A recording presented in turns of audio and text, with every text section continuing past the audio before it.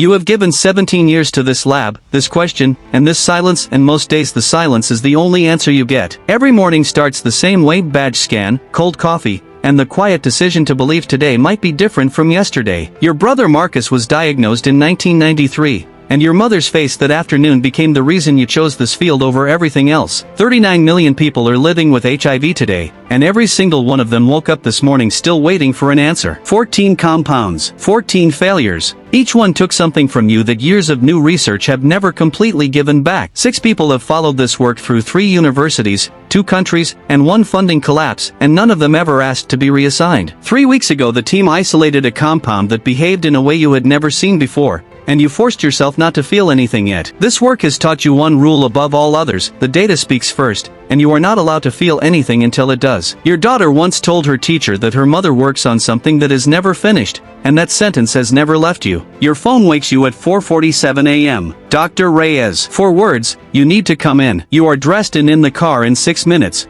running through every possible reason and landing on the one you are afraid to name. You push through the lab doors and every member of your team is already inside, and Dr. Reyes's face tells you before she opens her mouth. The overnight results are on the screen, and the numbers are doing something you have never seen them do in 17 years of looking. You tell Dr. Reyes to run it again from the raw data, because you have been wrong before and you cannot afford to be wrong about this. The second run matches the first. The third matches the second. And in the silence between those numbers, something in the world quietly shifts forever. You walk to the corner of the lab, face the wall, and give yourself 30 seconds to feel everything you have refused to feel for 17 years. You think about Marcus, then about 39 million strangers, and realize those 2 thoughts have always been exactly the same thought. Within 20 minutes you have called the director, sealed the data, and started the verification process that could take another 2 years to complete. You cannot tell Maya, or your mother, or Marcus, and keeping that silence is the hardest thing you have done since you started this work. You drive home at sunrise and every person on the street is carrying something they don't yet know is about to change. Maya is eating breakfast when you walk in,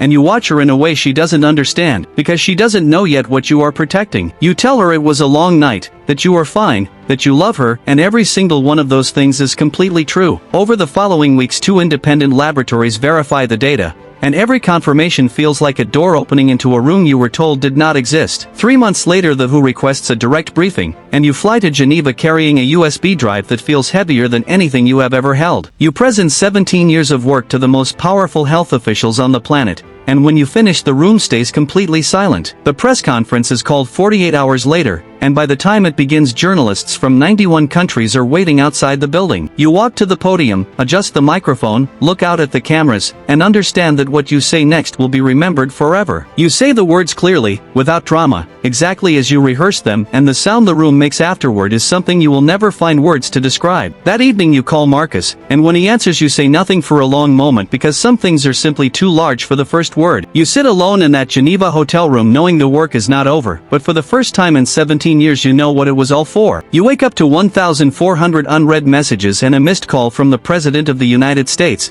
and none of it feels real yet. Every major network is running the same headline, and seeing your name beneath those words feels like reading about a stranger. By noon your institution has received letters from patients in 47 countries, and your assistant prints 3 and leaves them on your desk without a word. One letter is from a woman in Nairobi, positive for 22 years, who wrote that she told her grandchildren this morning they were going to be okay. You fold the letter, put it in your jacket pocket, and remind yourself that a discovery only becomes a cure when it reaches the person who needs it. The first government meeting is with pharmaceutical executives in suits that cost more than your annual research budget, and the conversation is not what you expected. They talk about licensing windows and market value, and you understand that the distance between discovery and access is going to be a completely different kind of fight. You tell them you did not spend 17 years on this to watch it become something only certain people on certain continents can afford. That evening Dr. Reyes calls to say 3 of the world's largest generic medicine manufacturers have already contacted the institution directly. Within 72 hours there are competing legislative proposals in 4 countries,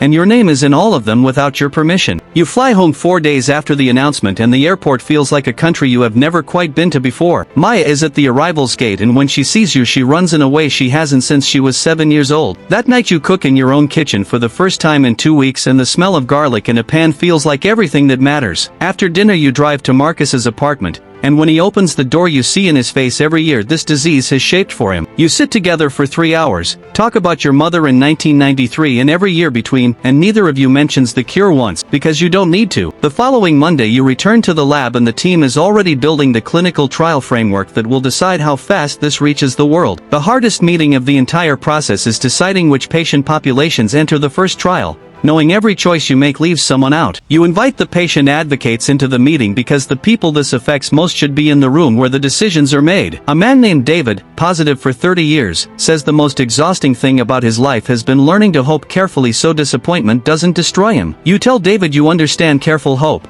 that you have practiced it for 17 years, and that you are asking him to stop practicing it now. 8 months after Geneva the first human trial begins, and you stand in the observation room with your hands clasped behind your back so nobody sees them shaking. The trial data arrives slowly over 6 months, and every week you read those numbers the same way you have for 17 years, with your breath held. The 6-month data shows complete viral suppression in 93% of patients, and Dr. Reyes sits down because her legs simply stop working. You call the WHO director and she asks you to confirm the number 3 times before saying, "We will begin the access framework immediately." You tell Marcus the results in person, and when you finish he asks quietly if he can be in the next cohort, and you say yes. The morning Marcus comes in for his first administration you are not in the observation room, you are in the waiting area, sitting where every other family member sits. You have sat in this building for 17 years, and this 1 hour in this waiting room chair is the longest you have ever spent inside these walls. Marcus walks out, sits beside you, says it wasn't so bad, and the two of you laugh in a way that carries 30 years of relief inside it. Over the following year the compound enters production in 11 countries and the WHO launches the largest coordinated medicine distribution in the history of global health. You sit in the same lab, in the same chair, with the same photograph on the desk and understand that finishing was never really the point.